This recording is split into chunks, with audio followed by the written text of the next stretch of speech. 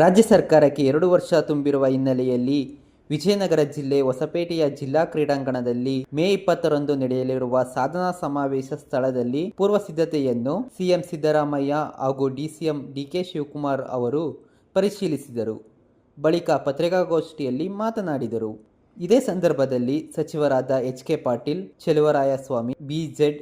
ಜಮೀರ್ ಅಹಮದ್ ಖಾನ್, ಸುಧಾಕರ್, ಶಾಸಕರಾದ ಹಂಪನಗೌಡ, ಬಿ. ನಾಗೇಂದ್ರ, ವಿಧಾನ ಪರಿಷತ್ ಆಡಳಿತ ಪಕ್ಷದ ಮುಖ್ಯ ಸಚೇತಕ ಸಲೀಂ ಅಹಮದ್, ಮುಖಂಡರಾದ ಚಂದ್ರಶೇಖರ್, ಸಿರಾಜ್ ಶೇಖ್, ಆಂಜನೇಯಲು ಮತ್ತಿತರರು ಉಪಸ್ಥಿತರಿದ್ದರು. ನಮ್ಮ ರೆವಿನ್ಯೂ ಮಿನಿಸ್ಟರು ಈ ಜಿಲ್ಲೆಗೆ ಹೋಗ್ತಾ ಇರೋದ್ರಿಂದ ನಾನು ಎಲ್ಲ ದಾಖಲೆಗಳನ್ನು ಸರಿ ಮಾಡಬೇಕು ಅಂತೇಳಿ ಈ ಜಿಲ್ಲೆ 71,000 ಜನರಿಗೆ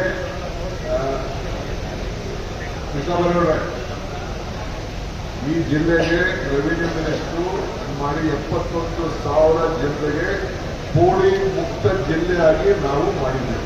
ಪ್ರತಿಯೊಬ್ಬರು ಕೂಡ ಈ ಜಿಲ್ಲೆಯಲ್ಲಿ ಏನಾದರೂ ಒಂದು ಹೊಸ ಕೊಡುಗೆ ಕೊಡಬೇಕು ಅನ್ನೋ ದೃಷ್ಟಿಯಿಂದ ಇದು 71,000 ಜನ ರೈತರು ಯಾರು ಮುಂದಕ್ಕೆ ಅಳತೆ ಗಿಳತೆ ವಿಚಾರ ಏನು ಮಾಡಬಾರ್ದು ಅಂತೇಳಿ ಒಂದು ಸ್ಪೆಷಲ್ ಲಾಂಚ್ ನಮ್ಮೂರ ಫಸ್ಟ್ ಅಲ್ಲಿಂದ ಶುರು ಆಯಿತು.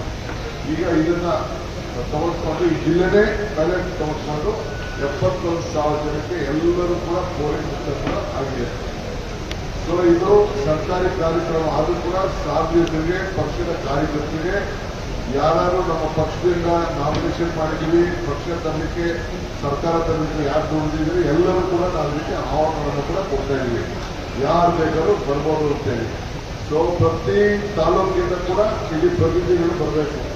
ಯಾವುದೋ ಮೂಲೆಯಿಂದ ಹಿಡಿದು ಬಿದರಿಂದ ಹಿಡಿದು ಚಾಮರಾಜನಗರವರೆಗೂ ಕೂಡ, ಬೆಂಗಳೂರು ನಗರದಲ್ಲಿ ಕೂಡ ಎಲ್ಲ ಕಾರ್ಯಕರ್ತರು, ಲೀಡರ್ಸು, ಪ್ರತಿನಿಧಿಗಳು ಎಲ್ಲ ಕೂಡ ಬರಬೇಕು. ಬಹಳ ಜನಕ್ಕೆ ಈಗಾಗಲೇ ನಾವು ಸುಮಾರು ಒಂದು 12,000 ಜನಕ್ಕೆ ವಿವಿಧ ಇಲಾಖೆಗಳಲ್ಲಿ ನಾಮಿನೇಷನ್ ಕೂಡ ಮಾಡಿದ್ದೀವಿ. ಅವರು ಪ್ರತಿನಿಧಿಯಾಗಿ ಕೆಲಸ ಮಾಡ್ತಾ ಇದ್ದಾರೆ, ಬೆನಿಫಿಷರೀಸ್ ಇದ್ದಾರೆ.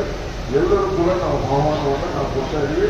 ಅದಕ್ಕೆ ಮುಖ್ಯಮಂತ್ರಿಗಳು ನಾವು 3 ಲಕ್ಷ ಜನರಿಗೆ ಅಂದಾಜಾಕೊಂಡು ನಾವು ಇದಕ್ಕೆ ಏರ್ಪಾಟನ್ನು ಮಾಡಿದ್ದೇವೆ. ಸೊ ಅದರಿಂದ ಎಲ್ಲ ಮಿನಿಸ್ಟರು ಪಾರ್ಟಿಸಿಪೇಟ್ ಮಾಡ್ತಾರೆ, ಎಲ್ಲ MLAs ಪಾರ್ಟಿಸಿಪೇಟ್ ಮಾಡ್ತಾರೆ. ಎಲ್ಲರಿಗೂ ಕೂಡ